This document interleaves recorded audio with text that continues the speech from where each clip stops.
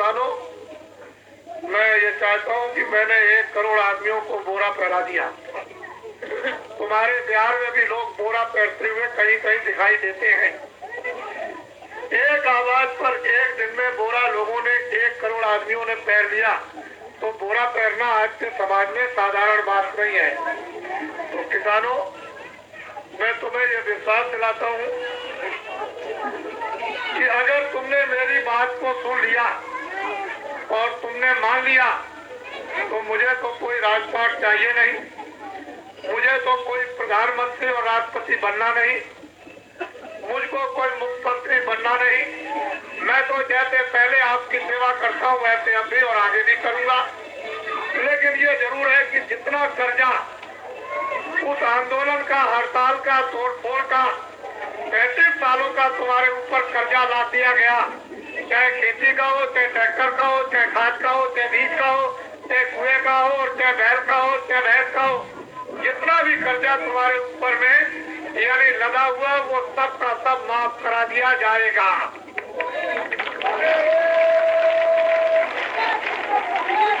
एक बार देश के किसानों को बिल्कुल एकदम उनको हर तरह से छुट्टी मिली है।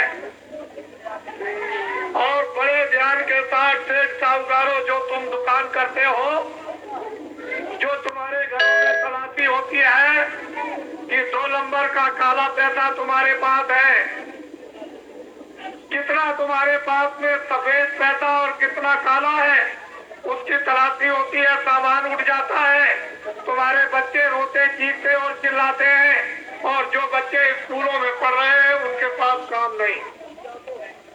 वो सोचते हैं कि मुझे अब काम कहाँ मिलेगा। करोड़ बच्चे अगर पढ़कर स्कूल से निकलेंगे तो 1 ही लाख को तो नौकरी मिलेगी, 99 लाख बेकार। इसलिए देश की जनशक्ति जो आपके बच्चों में उभर के सामने बेकार आ रही, अगर उसका उपयोग नहीं हुआ तो सारा राष्ट्र दलदल बन जाएगा।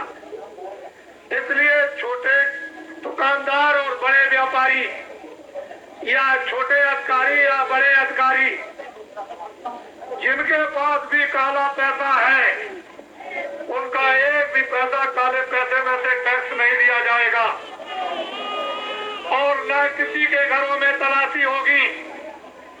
अगर बाबा जी की बात को मानने से साहूकार अधिकारी और बड़े अधिकारी तो मुझे मेरी बात को मान करके एक ऑफर मुझको दे दें, तो सारे हिंदुस्तान की पूंजी 24 घंटे में हम सफेद करा देंगे।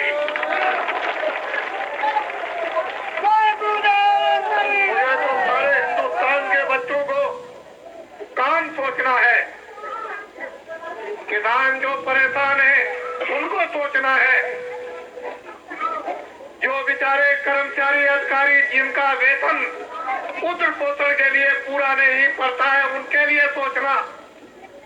जज बेचारे, उनको जितनी तनख्वाह मिलती है, जो न्याय करते हैं, वो परेशान रहते हैं।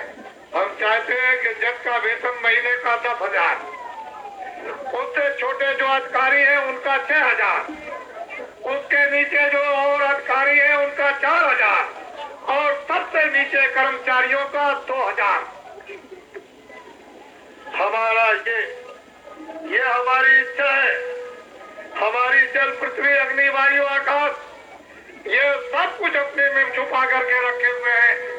इस समय पर 2 अरब की आबादी हो गई, 42.5 करोड़ तो वोटर लिस्ट वोट देने की बनी थी, और आप 10 बच्चे और 9 बच्चे और 8 बच्चे और 7 बच्चे और 6 बच्चे, 5 बच्चों को मचोड़िए, नीचे गए 1, 2 और 3 को मचोड़िए, एक परिवार में 4 बच्चे, और 4 बच्चों की हिंदुस्तान की गिनती कर लीजिए तो 1 अरब 60 करोड़ और 42.5 किसमें जोड़ दीजिए तो 2 अरब से ऊपर आबादी निकल गई।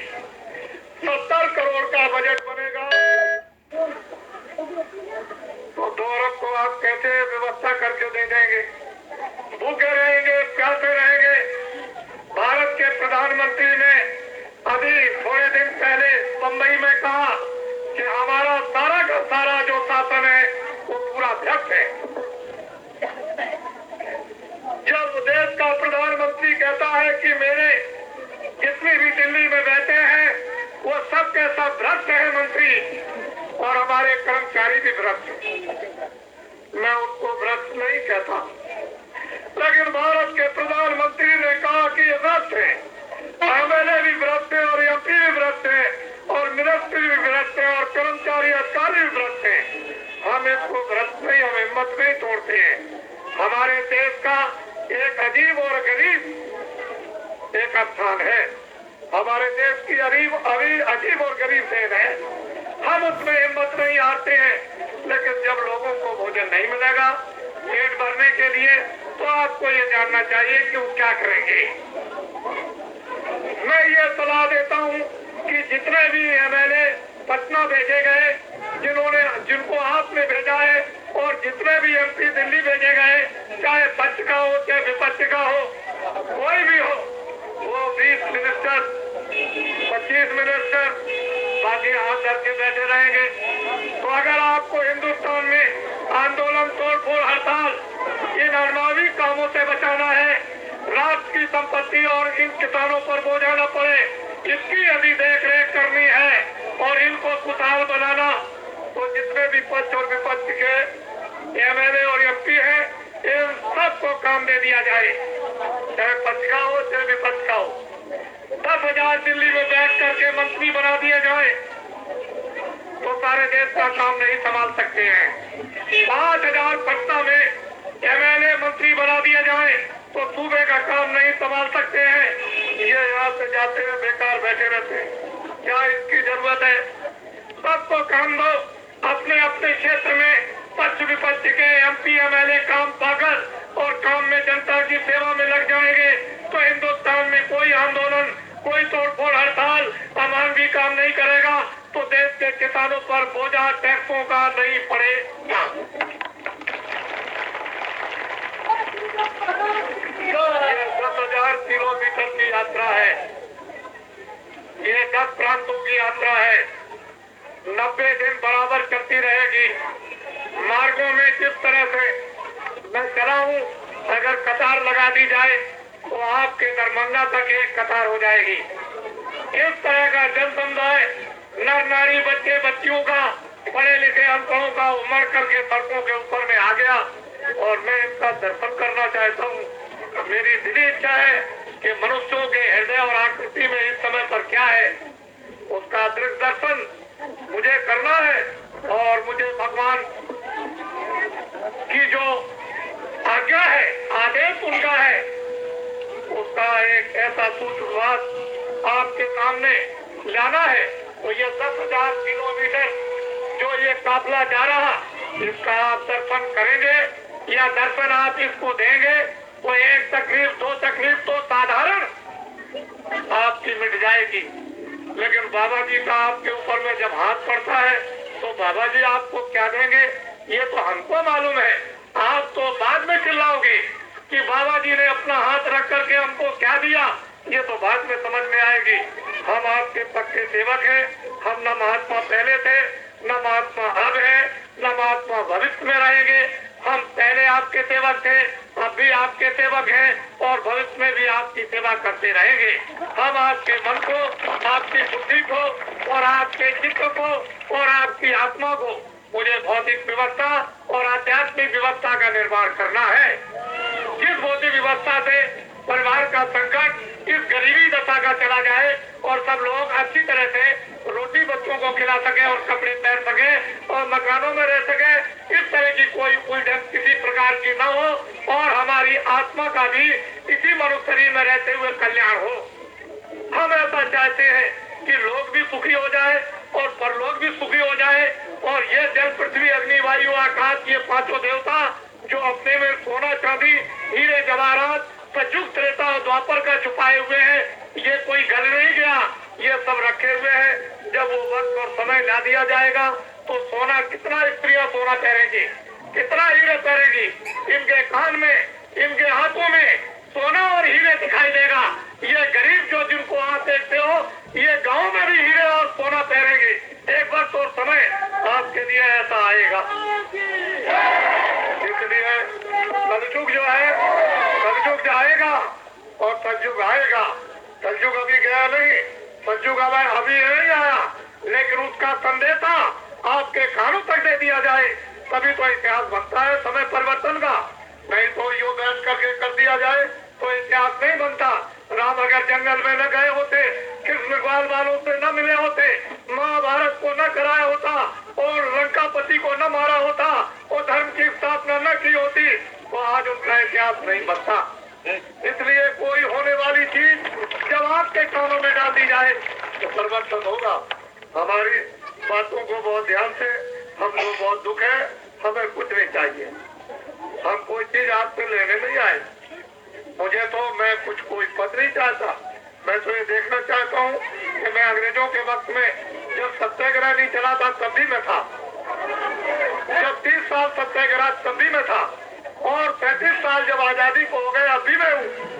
मैंने वो जमाना देखा, मैंने उस जमाने को देखा और आज के जमाने को देखा और आगे भी जमाना कुछ देखना चाहता हूँ। इसलिए आपकी तकलीफों में हम हर तरह से सहायता करेंगे, चाहे बीमारी हो, चाहे बाहर की तकलीफ हो, चाहे शारीरिक तकलीफ हो, चाहे परिवार की तकलीफ हो और चाहे समाज की तकलीफ हो, हम तकलीफों में आपकी मदद जरूर करेंगे। ऐसा हमारे मालिक का हुक्म है, ऐसा आदेश है। तो ये आज का कार्यक्रम जो अभी रास्ते में कितने लोग खड़े मिलेंगे, कतारों की कतारें खड़ी मिलेंगी। मैं सुबह से चला हूँ, बड़ी मुश्किल से पहुँच पाया आपके पास, तो मुझे आगे भी जाना है और बड़ी मुश्किल से पहुँच पाऊंगा अपने पड़ाव पर, जहाँ रात्रि को पड़ाव पड़ेगा और 3 बजे से कार्यक्रम है। तो मैंने आपका भरपूर दर्शन किया और ये बोरा करने वाले कभी आपके क्षेत्र में घूमे और ये जो कुछ भी कहे इनकी बात को आप लोग सत्य मानिएगा। ये जो बोरा करेंगे और जो आपके क्षेत्र में घूमेंगे और घूम करके ये मेरी बातों को आपके कानों तक पहुंचाएंगे, तो आप इनकी बात को सत्य मानिएगा।